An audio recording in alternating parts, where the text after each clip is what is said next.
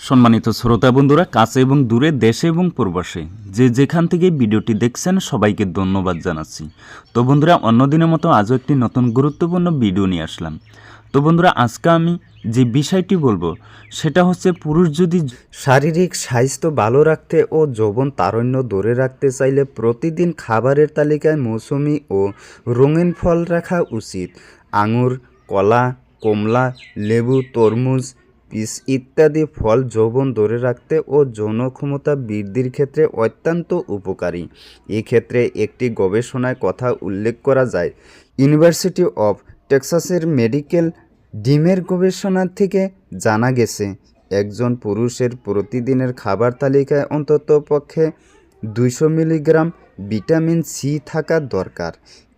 এই পরিমাণ vitamin C স্পার্মের quality উন্নত করে। আবার টেক্সাসের এই অ্যান্ড ইউনিভার্সিটির মতে তরমুজ শারীরিক উদ্দীপনা বৃদ্ধি করে।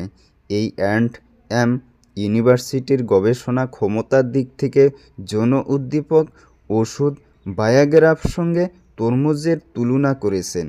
তো বন্ধুরা, এই ছিল আজকের আলোচনা। ভিডিওটি ভালো লাগলে অবশ্যই সাবস্ক্রাইব করবেন এবং পাশে থাকা বেল আইকনটি ক্লিক করে নোটিফিকেশন অল সিলেক্ট করে রাখবেন। তো বন্ধুরা, ভালো থাকুন, সুস্থ থাকুন, খোদা হাফেজ। ভিডিওটি সম্পূর্ণ দেখার জন্য ধন্যবাদ।